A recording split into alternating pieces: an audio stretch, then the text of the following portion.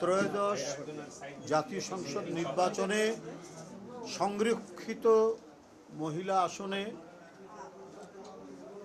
দলীয় মনোনয়ন প্রার্থীদের জন্য দল থেকে যে আবেদন ফর্ম বিতরণ করা হচ্ছে, আমরা গতকাল থেকে সেটা শুরু করেছি।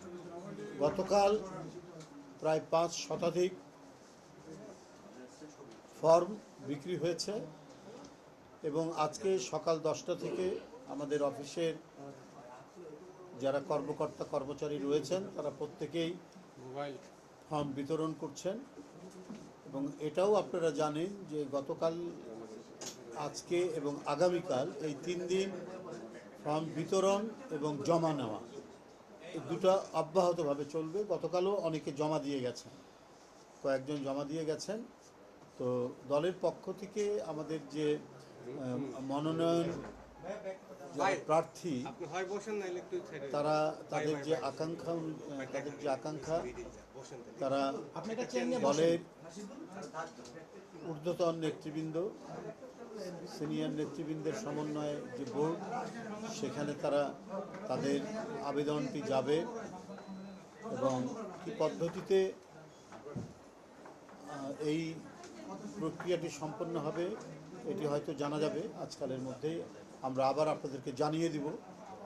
তবে আমরা প্রত্যাশা করছি যে গণতান্ত্রিক রীতিনীতি অনুযায়ী বরাবরই বিএনপি যেভাবে তার সংসদ সদস্যদের বাছাই করেন, ঠিক একইভাবে এবারও সেই পদ্ধতিটি অবলম্বন করা হচ্ছে। অর্থাৎ যারা প্রার্থী হতে ইচ্ছুক তাদেরকে দলের যে মনোনয়ন ফর্ম সেটি আমরা বিতরণ করছি এবং তারা সেটি পূরণ করে যা যা চাওয়া হয়েছে সেই ডকুমেন্টসগুলো সহ আমাদের কাছে জমা দেবেন। এবারের প্রত্যাশা অত্যন্ত বেশি এই কারণেই যে দীর্ঘ 16-17 বছর এক ভয়ানক দুর্বিষহ পরিস্থিতি অতিক্রম করে আজকের এই জায়গায় উপনীত হয়েছে।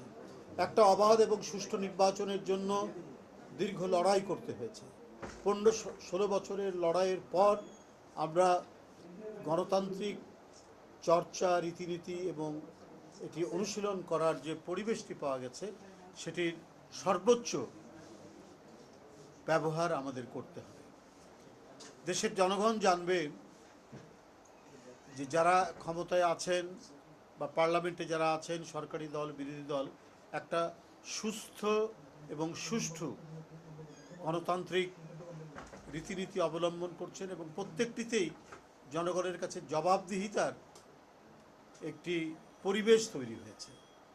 তো সেইটা অত্যন্ত দক্ষতার সাথে বর্তমান যে পার্লামেন্ট এবং অন্যান্য যে জনপ্রতিনিধিদের যে ইয়েগুলো রয়েছে, জনপ্রতিনিধিদের নিয়ে যে প্রশাসনিক সংস্থাগুলো রয়েছে, অর্থাৎ জেলা পরিষদ চেয়ারম্যান, উপজেলা পরিষদ চেয়ারম্যান, ইউনিয়ন পরিষদ চেয়ারম্যান, পৌর মেয়র, এগুলো প্রত্যেকটাই আপনার জনগণের ভোটে তারা নির্বাচিত হবেন এবং জনগণের ভোটে নির্বাচিত হলে তারা জবাবদিহি করবে। যাই হোক, আমি যে প্রসঙ্গে বলছিলাম, আমরা মহিলা প্রার্থীদের সংরক্ষিত মহিলা আসনে যারা ইচ্ছুক তারা গতকাল থেকে ব্যাপকভাবে ফর্ম কেনা শুরু করেছেন এবং আজও সেটি চলবে, আগামীকালও চলবে। একই সাথে ফর্ম কিনবেন এবং জমাও দেবেন। আগামীকাল ফর্ম কেনা এবং জমা দেওয়ার একেবারে শেষ তারিখ, কারণ সময় হাতে নেই, আরও অনেক প্রক্রিয়া রয়েছে, সেগুলোকে সম্পন্ন করতে হবে। আমার বিশ্বাস যে বিগত আন্দোলনে মহিলাদের অনেক অবদান রয়েছে, আপনারা জানেন।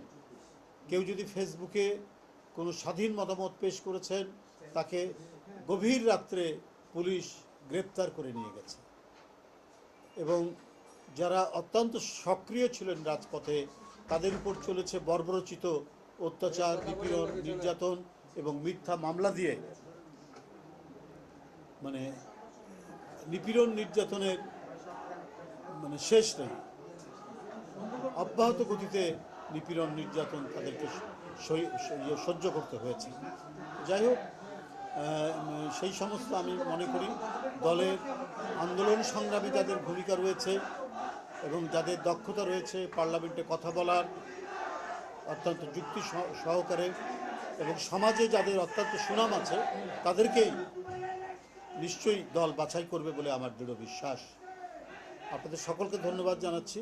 আপনারা আজও যথারীতি আমাদের নির্বাচনী যে মনোনয়নপত্র বিতরণ এবং জমা দেওয়ার যে নীতি চলছে, প্রক্রিয়াটি চলছে, সেটি আপনারা অবলোকন করছেন, দেখছেন এবং অনেকের সাথে কথা বলছেন। আপনাদের সকলকে ধন্যবাদ জানিয়ে আমি বক্তব্য শেষ করছি।